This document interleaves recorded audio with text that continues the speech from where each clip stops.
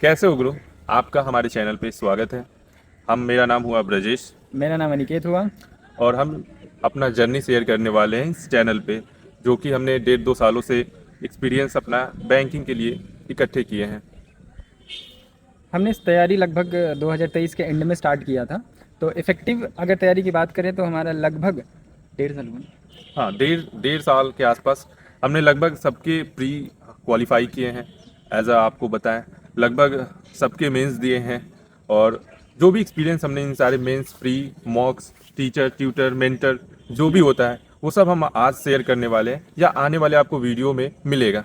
जी हाँ, इस चैनल का पर्पज़ यही रहने वाला है कि जो गलतियाँ हमने करी वो गलतियाँ आप ना करें।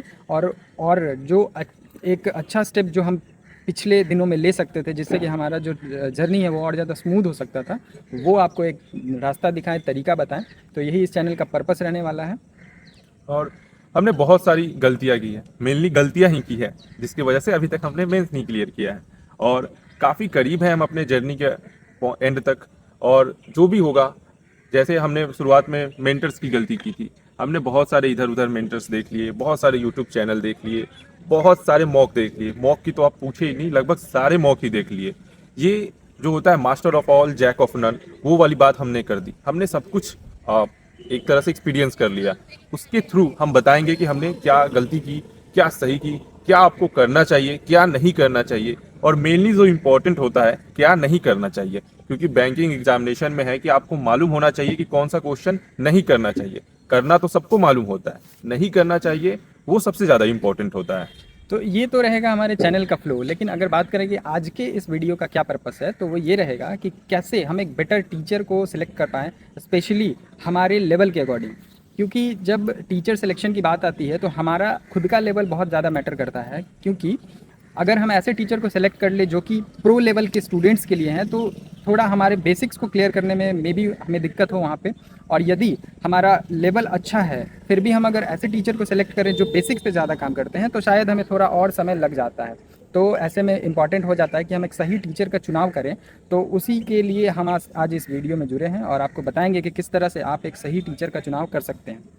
जैसे कि अगर बात करते हैं अपने मेंटर्स की, तो हम लोगों ने किन किन मेंटरों से एक्सपीरियंस लिया है वो हम बताते हैं।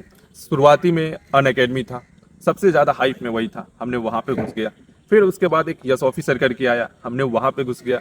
फिर एक और स्मृति मैम करके एक चैनल था, हम वहाँ पे घुस गए। फिर एक और यूट्यूब चैनल उस टाइम बहुत फेमस चल रहा था, हमें लगा कि नहीं कुछ तो कमी है, हम उस यूट्यूब में चल गए। तो इन 4-5 टीचरों को जब एक्सपीरियंस हमने किया तो हमें समझ में आया कि क्या सही है क्या नहीं सही है। तो शुरुआत करते हैं सब्जेक्ट वाइज, ज़्यादा वीडियो को लंबा नहीं करते हैं और शुरू करते हैं कि हम सब्जेक्ट वाइज कैसे एक टीचर का चुनाव कर सकते हैं। तो शुरू करते हैं इंग्लिश से हाँ, कि इंग्लिश। इंग्लिश में कौन से टीचर आपको चुनने चाहिए और आपके लेवल के अकॉर्डिंग टीचर को कैसे चुनना है। तो मुझे लगता है आप बताएंगे तो बेहतर। इंग्लिश में तो बहुत सारे टीचर हैं, बहुत सारे सर हैं, बहुत सारे मैम हैं। लेकिन मैं अपना एक्सपीरियंस से कहता हूँ, क्योंकि मेरी इंग्लिश ठीक ठाक है, मतलब ना ही ज़्यादा अच्छी है ना ही ज़्यादा खराब है। तो मुझे सबसे अच्छा निमिषा मैम लगा, क्योंकि शुरुआती में वो आपको इंग्लिश पढ़ने की आदत लगाएंगे। आपको क्या करना है नहीं करना है तो वो बात की बात है। आपको कैसे मॉक अटेम्प्ट्स करने हैं नहीं करने हैं, एग्ज़ाम क्या करने हैं, वो तो सब एक लेवल के बाद है। लेकिन आप बिगनर हैं, आपको चाहिए कि एक ऐसा कोई टीचर हो जो एकदम जीरो से हीरो या प्रो लेवल तक पढ़ाए, तो आपको निमिषा मैम की तरफ जाना चाहिए। बिल्कुल, मुझे भी यही लगता है कि निमिषा मैम का जो पढ़ाने का तरीका है वो कुछ इस तरह का है कि वो ना सिर्फ आपके बेसिक्स को क्लियर करती हैं बल्कि वो अपने परफेक्शन क्लासेस में जो उनका एडवांस परफेक्शन का क्लास आता है जो कि मेंस लेवल तक का जाता है, उसमें वो हर तरह के बच्चे को कैटर करती हैं और जिनका लेवल पहले से अच्छा है वो उन क्लासेस को करके और ज़्यादा अपने लेवल को इन्हांस कर पाते हैं, जो कि एग्ज़ाम में बिल्कुल दिखता है। जब आप एग्ज़ाम देने बैठेंगे तो आपको लगेगा कि हाँ, इस तरह के क्वेश्चंस आपने पहले किए हुए हैं और ये बहुत हेल्पफुल रहता है। तो आप बिल्कुल आँख बंद करके निमिषा मैम के क्लासेस के साथ जा सकते हैं। क्योंकि एट द लास्ट आपको ये समझ में आएगा, जब आप 2 साल 3 साल, बहुत सारे लोग 4-4 साल तक एक्सपीरियंस करते हैं, उन्हें ये समझ में आता है कि आप प्रो से ज़्यादा कंसिस्टेंसी मैटर करती है। आप कितना कंसिस्टेंट पढ़ते हैं, क्या आप डेली पढ़ते हैं या नहीं पढ़ते हैं।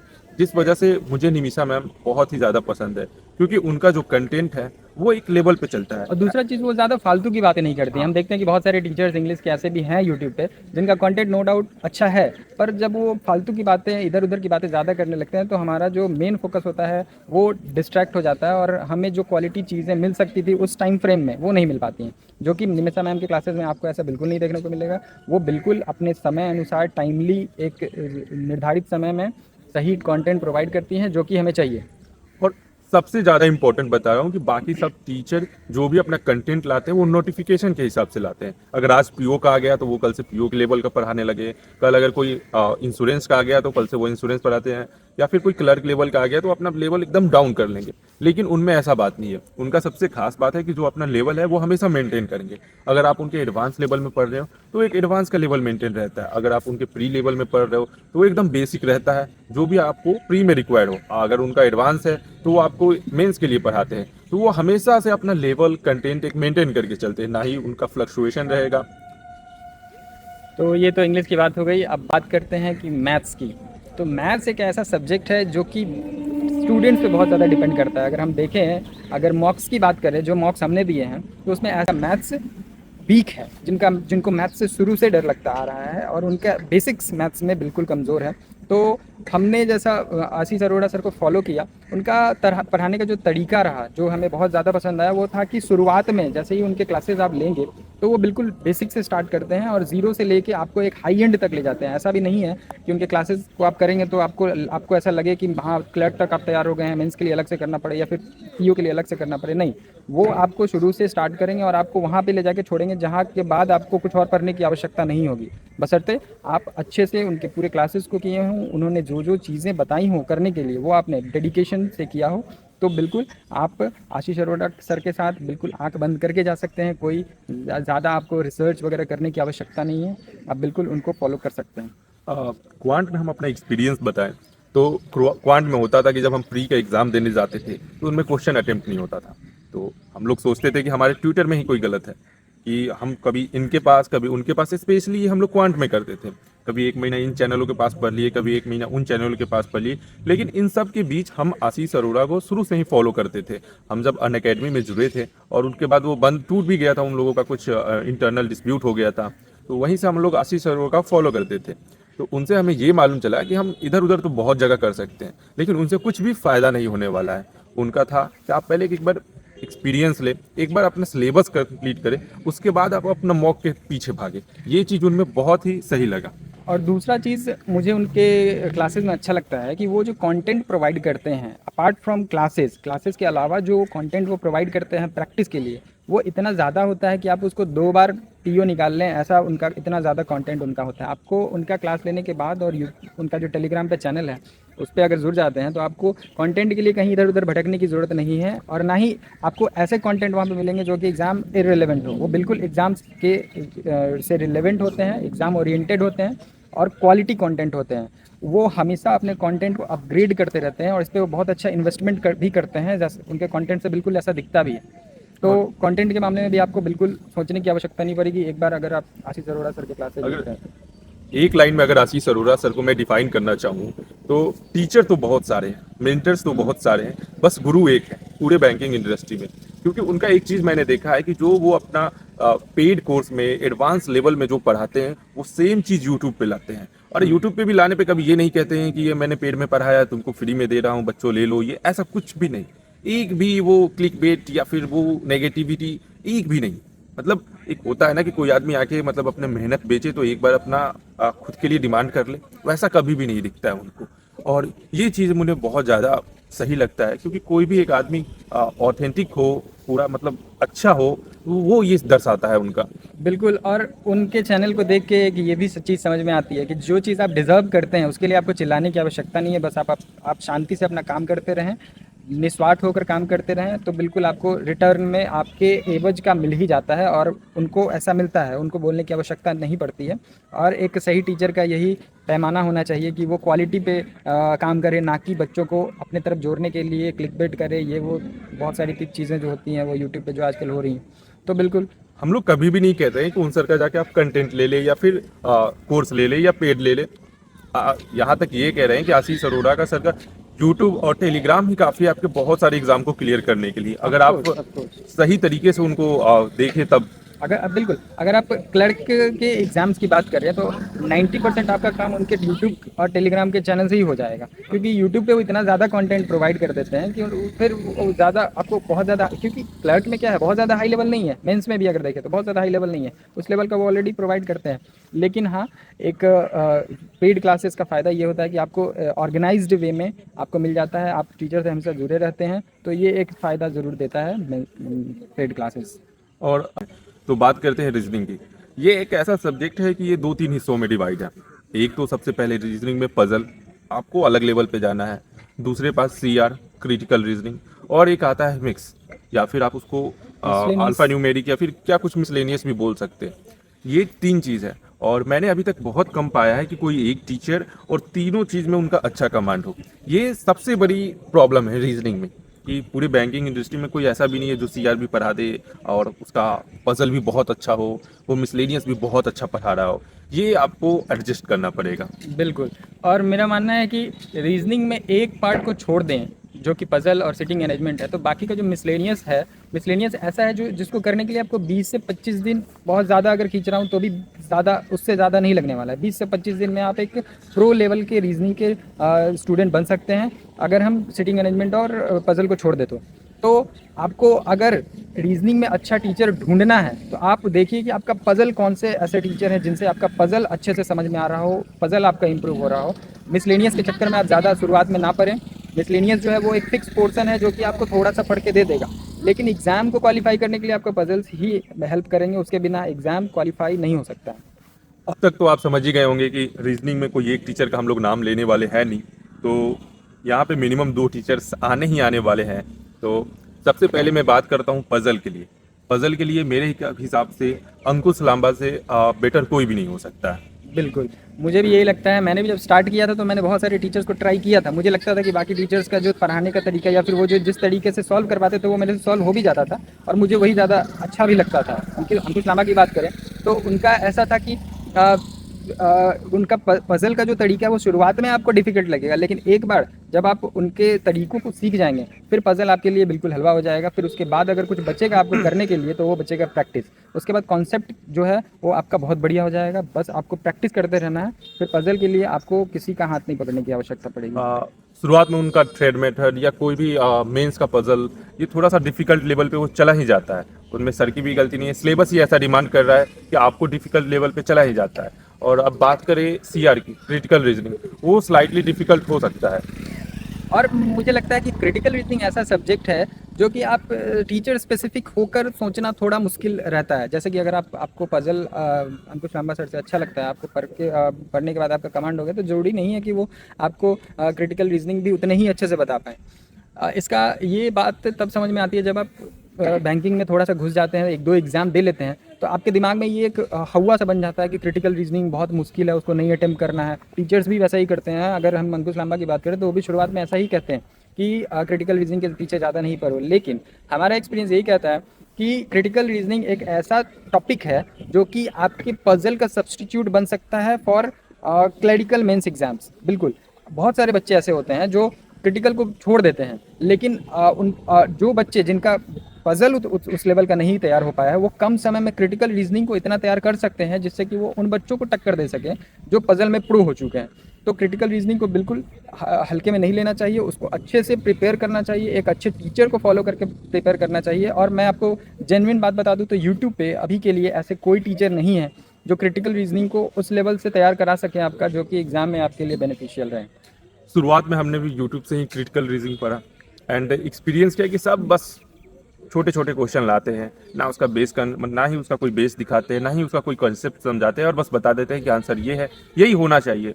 और बच्चों की भी गलती नहीं है, उन्हें डायरेक्शन जो होता है वो बताता ही नहीं है कोई कि आप सीआर के लिए करें ही क्या। और दूसरी चीज़ की क्रिटिकल रीजनिंग ऐसा सब्जेक्ट है जो हमारे स्कूल्स में बहुत कम पढ़ाया गया होता है। हाँ, स्कूल्स स्कूल्स में में अगर देखें तो 10th तक या 12th तक क्रिटिकल रीजनिंग हमने ना के बराबर पढ़ा होता है। क्रिटिकल रीजनिंग उन्हीं बच्चों का ज़्यादा अच्छा था जो नेचुरली इस चीज़ में अच्छे हों, इसके लिए कोई पढ़ाई उन्होंने बेसिक से नहीं की होती है। तो इस टाइम पे ज़रूरत पड़ जाता है कि हम एक ऐसे टीचर को चुनें जो बेसिक से क्रिटिकल रीजनिंग है क्या यहाँ से स्टार्ट करवाएं और आपको वहाँ तक ले जाए जहाँ तक सारे क्वेश्चंस जो हैं एटलीस्ट 10 में से 9 क्वेश्चन आपके सही हो एग्जाम में, इस लेवल तक ले जाए। सबसे ज्यादा हुआ इस बात से बना दिया जाता है कि ये कुछ आउट ऑफ सिलेबस या रॉकेट साइंस जैसा है, आप इसको पढ़े ना, ये इसमें बहुत ज़्यादा गलती होते हैं। ये सब खुद टीचर ही बोलते हैं, मेंटर ही बोलते हैं, जिसकी वजह से बहुत सारे बच्चे जो होते हैं कि इनके तरफ सीआर की तरफ देखते ही नहीं है। उन्हें लगता है कि नहीं, इसमें तो मेरा गलत हो जाएगा, नेगेटिव हो जाएगा। हाँ, मैं मानता हूँ कि सीआर में बहुत ज़्यादा चांसेस है आप नेगेटिव करें, लेकिन अगर 10 सवाल में से 8-9 आप सही कर रहे हैं तो बहुत ज़्यादा चांसेस है कि आप बहुत सारे बच्चों से आगे हैं, क्योंकि पजल सब कोई कर रहा है, मिसलेनियस सब कोई कर रहा है, बचा एक सीआर में हर कोई पीछे हट जाता है। और जहाँ पे आप सब कोई पीछे हट रहा है, आप उसको अटेम्प्ट कर रहे हैं, तो नॉर्मल सी बात है आपके मार्क्स ज़्यादा आएंगे। और यही तो आसान तरीका है कंपटीशन में आगे होने का। तो क्रिटिकल रीजनिंग के टीचर की बात करें तो हमने बहुत सारा गलती करने के बाद, बहुत सारा टाइम वेस्ट करने के बाद एक टीचर को रैंडमली तो नहीं बोलेंगे, किसी के रिकमेंडेशन पे ही उस टीचर को हमने फॉलो किया था। वो स्मार्ट कीड़ा पे भी रत्नाप सर है, वो भी रत्नाभा एक ही या टीचर है उन पे। रत्नाभ सर, ये आपको यूट्यूब पे इनका है, क्लासेस हैं, पर बहुत कम सब्सक्राइबर है, मतलब अंडररेटेड टीचर है, आर्टिस्ट है, हाँ। बहुत ही ज़्यादा। ये कह सकते हैं कि वो बहुत अंडररेटेड हैं, क्योंकि उनके क्लासेस करने के बाद हमारे मार्क्स में एक ड्रास्टिक इंप्रूवमेंट आया और हम जो क्वेश्चंस को अटेम्प्ट अब कर पाते हैं वो एक कॉन्फिडेंस के साथ कर पाते हैं, ना कि तुक्के वाला कि हाँ ये भी लग रहा है, ये भी लग रहा है, ए बी में से 2 भी 1 मार दें। वो हम बता सकते हैं कि हाँ ए है तो क्यों है और बाकी क्यों नहीं है। ये इस तरह का तैयारी वो आपका कराते हैं। रत्नाभा सर, आई थिंक उनका नाम है, वो स्मार्ट कीड़ा पे हमने कोर्स लिया था उनका। एंड एट लास्ट हम लोग आते हैं करेंट अफेयर पे, जो कि कोई नहीं करता है। मेरी माने, जो भी बच्चा आता है, जो भी स्टूडेंट आते हैं इस बैंकिंग इंडस्ट्री में, अगर उनके पास अच्छा गाइडेंस नहीं हो तो शुरू में आके बस बाकी सब वो रीजनिंग, पजल, क्वांट, ये सब में लग जाते हैं। उनसे बात करो करंट अफेयर की, कुछ भी नहीं। मतलब उनको ये लगता है कि मेरा प्री क्लियर हो जाए। उनको क्या, हम दोनों को खुद लगता था कि हम लोगों का प्री क्लियर नहीं हो रहा है, तो ये पढ़ने से क्या फ़ायदा होगा। लेकिन हम लोग बहुत ही ज़्यादा गलत थे। मुझे लगता है कि करंट अफेयर्स ऐसा टॉपिक है जिसको समझने से, जिसको तैयार करने से पहले उसको समझने की आवश्यकता है।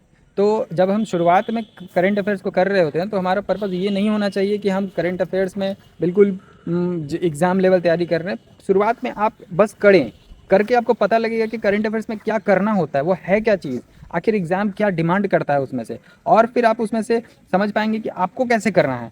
और एग्ज़ाम में सारा कुछ करना भी नहीं होता है। एग्ज़ाम में अगर 30% भी आप कर देते हैं तो वो बहुत बढ़िया माना जाता है एग्ज़ाम के लिए। जैसा कि मैंने शुरू में ही बोला था कि बैंकिंग में अगर आपको एग्ज़ाम क्वालिफाई करना है तो करने से ज़्यादा क्या नहीं करना चाहिए ये ज़रूरी होता है। क्योंकि जब आप मेंस में बैठेंगे तो उसमें मतलब बहुत 70-60% भी मार्क्स लाए तो आप क्वालिफाई हो जाएंगे। आप समझिए ना कि 200 नंबर में से 70, 80, 90 ऐसे नंबर लाने पे क्वालिफाई हो जाते हैं। तो उसमें ये इंपॉर्टेंट होता है कि हमें क्या नहीं करना चाहिए। तो उसी बात में अगर हम करेंट अफेयर में बात करें तो टीचर, तो सबसे बढ़िया टीचर मुझे तो बिल्कुल आपको शुरुआत में वो थोड़े से बोरिंग लगेंगे, लेकिन धीरे धीरे आपको उनकी आदत हो जाएगी और आपको तरीका पता चल जाएगा कि उनके क्लासेस जो 1 घंटे का है उसको कैसे 40 मिनट में ख़त्म करना है, 45 मिनट में ख़त्म करना है। आपके लायक जो चीज़ें हैं वो कैसे कम समय में निकालना है।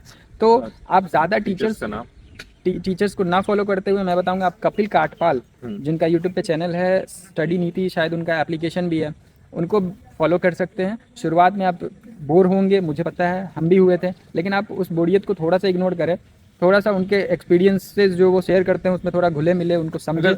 अगर उनके कंटेंट में आपको लगता है कि वो इधर उधर की ज़्यादा बातें कर रहे हैं तो मैं कहूँगा कि शुरुआत के उनका कोई भी वीडियो का बस 20 मिनट ज़रूर से ज़रूर देखें, क्योंकि वो बहुत ही ज़्यादा एक जिस टाइप से एक्सप्लेन करते हैं वो एक बहुत ही सर्टन 7-8 सालों के एक्सपीरियंस के बाद ही आता है। लेकिन एट द एंड हमें भी यही समझ में आया कि उन्हीं के कंटेंट्स जो है वो ज़्यादा रिलेवेंट है, वो ज़्यादा हमारे दिमाग को खोलते हैं एग्ज़ाम को लेके, क्वेश्चंस को लेके, और समझ हमारी जो विकसित होती है करंट अफेयर्स में, वो उनका कंटेंट ज़्यादा सही रहता है। और मैं बात करूं तो आप उन पे कम्प्लीटली डिपेंड ना हो कि सर जो पढ़ाएंगे वही हम पढ़ेंगे या फिर खुद से नहीं पढ़ेंगे, तो नहीं, ये बहुत ही गलत अप्रोच हो जाएगा। आपको कम से कम एक पीडीएफ का मटेरियल रखना ही चाहिए, और पीडीएफ में बहुत सारे मटेरियल आते हैं, 2 सबसे ज़्यादा ही। तो सबसे पहला तो स्मार्ट कीड़ा है, आप दूसरा का नाम ना ही जाने तो सही है, आप उसको फॉलो करें। स्मार्ट कीड़ा की खासियत ये है कि वो जो पूरे न्यूज़ को समराइज़ करते हैं 4 से 5 लाइंस में, वो बहुत हेल्पफुल होता है आपको रिटेन करने में, और दोबारा जब आकर उसको आप रिवाइज़ करेंगे तो वो बहुत हेल्पफुल रहता है।